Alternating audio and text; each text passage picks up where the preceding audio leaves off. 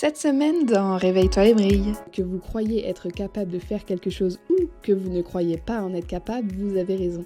La manière dont l'autre se comporte est moins importante que le chemin que vous parcourez. Retenez bien ça. Je répète, la manière dont l'autre se comporte est moins importante que le chemin que vous parcourez. Vraiment, cette phrase, j'adore. Bonjour à tous et bienvenue dans le podcast Réveille-toi et brille. Je m'appelle Manon et à travers ces différents épisodes, on va parler de l'exploration de soi, des émotions, de psychologie, de spiritualité. Bref, on va parler un peu de la vie de tous les jours. Passons ensemble de l'inconscient au conscient. Réveillons ensemble notre pleine puissance. Je te souhaite une belle écoute. Salut à tous. Alors aujourd'hui, dans ce nouvel épisode, on va parler du triangle dramatique ou triangle de Karpman. Alors qu'est-ce que c'est ? Alors en fait, c'est une sorte de jeu psychologique que beaucoup d'entre nous pratiquent, mais de façon inconsciente. En quoi consiste-t-il et comment réussir à s'en sortir ? C'est ce qu'on va voir dans ce tout nouvel épisode. Le triangle dramatique, il se définit autour de 3 rôles. La victime, le persécuteur et le sauveur. Stephen Karpman, c'est celui qui est à l'origine de la création du concept de ce triangle dramatique, d'où le triangle de Karpman. Il a collaboré dans les années 60 avec le docteur Eric Berne, qui est le fondateur de l'école d'analyse transactionnelle. Et cette forme de thérapie, elle se repose sur le principe que nos relations sont influencées par des jeux psychologiques. Cette thérapie, elle est là pour nous aider à comprendre comment des conflits surgissent dans nos relations et pourquoi ces conflits se répètent encore et encore. Pourquoi ce sont des schémas répétitifs. Et quand vous vous rendez compte de ce jeu, de ce mécanisme, ça va tout changer, croyez-moi. Et tout le monde, à un moment de sa vie, va participer à ce jeu psychologique. Tout à fait inconsciemment, en jouant alternativement les 3 rôles de ce mécanisme mental. Imaginons qu'une personne endosse l'un de ces rôles, par exemple la victime, elle entraîne l'autre à jouer un rôle complémentaire, donc le sauveur ou le persécuteur. On va prendre un exemple pour mieux comprendre. On va prendre un grand culte, Blanche-Neige. Donc Blanche-Neige, c'est la victime. La belle-mère, évidemment, c'est celle qui va jouer le rôle de la méchante. Enfin, je dis évidemment, toutes les belles-mères ne sont pas comme ça, je parle bien du film. Donc le persécuteur. Et le prince charmant va jouer le rôle du sauveur. Donc voilà un peu pour vous montrer un type de relation victime, sauveur, persécuteur. Donc les 3 rôles, on vient de le voir, donc sauveur, victime, persécuteur.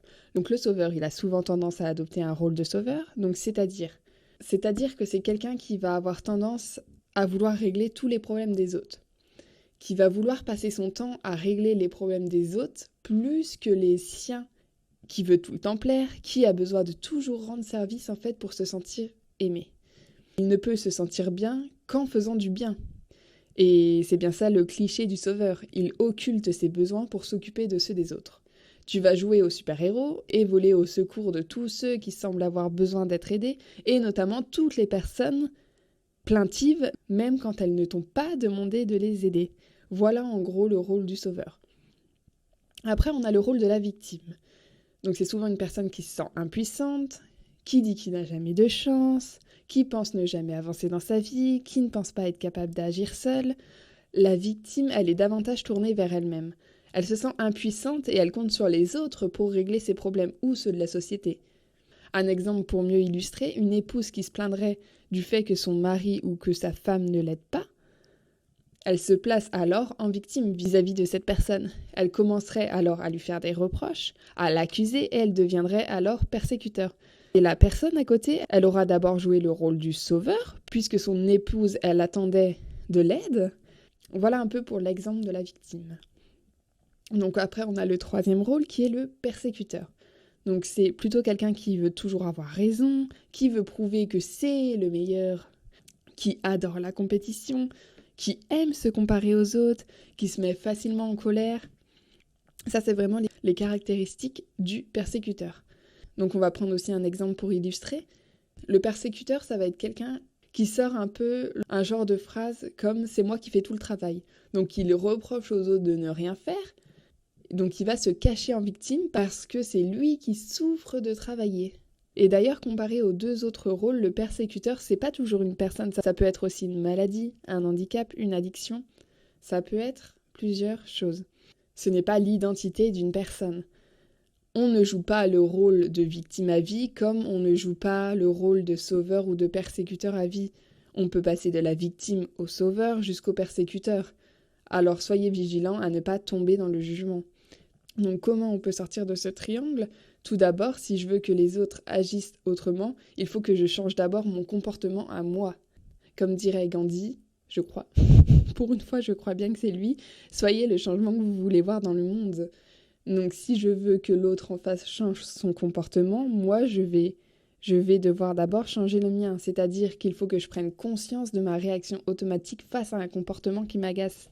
Si je choisis de réagir autrement à une action d'une personne, je lui propose à cette personne un autre stimuli qui va lui permettre de faire une action différente. Et le fait de voir ces trois facettes possibles de nous ou d'une autre personne, ça va permettre un détachement face à la situation et donc une meilleure compréhension de ce que peut vivre l'autre personne. Tout n'est jamais tout blanc ou tout noir. La vie, elle est nuancée. Donc vraiment, la première étape, c'est d'identifier quel rôle nous sommes amenés à jouer, quel rôle nous sommes en train de jouer dans les relations qui nous posent problème au quotidien, dans les conflits qu'on a au quotidien. D'ailleurs, ce qu'on appelle une scène de ménage, c'est la plupart du temps deux personnes jouant un rôle du triangle de Karpman. Donc, une fois que vous prenez conscience de ce schéma et que vous l'avez observé, remarquez quel rôle vous êtes en train de jouer. Je remarque que je suis en train de prendre le rôle de victime dans cette dispute. Je remarque que je suis en train de prendre le rôle de persécuteur dans cette dispute. Je remarque que je suis en train de prendre le rôle de sauveur dans cette dispute. Et une fois le schéma identifié, demandez-vous pourquoi je suis en train de tomber dans le piège de la victime, du sauveur, du persécuteur. Quels sont les faits ? Quels sont mes sentiments, mes besoins ? Ça, c'est vraiment la première grosse étape, de prendre conscience de quel rôle on est en train de jouer et de pourquoi on se met dans ce rôle. Qu'est-ce qu'on attend de ce rôle ? Ensuite, il s'agira de transformer du coup ce triangle dramatique en triangle vertueux, en adoptant nos comportements néfastes liés à notre rôle. Donc la victime, elle deviendra alors responsable, le sauveur, il deviendra coach, et le persécuteur, il deviendra challenger. Une chose qui peut aider aussi quand vous êtes dans un conflit, c'est la relation miroir. C'est un autre moyen de s'en sortir, de jouer le miroir, parce que si votre interlocuteur, il est en train de jouer la victime, faites la victime. S'il joue le sauveur, faites le sauveur, et s'il joue le persécuteur, faites le persécuteur. Pourquoi ? C'est une bonne façon de dire stop à ce jeu, c'est une bonne façon de bloquer le jeu, car vous ne jouez pas de rôle complémentaire. Et vous allez voir que la personne en face de vous, elle va se stopper aussi. Parce que la victime n'aura plus son sauveur, parce que le persécuteur n'aura plus une victime, ainsi de suite.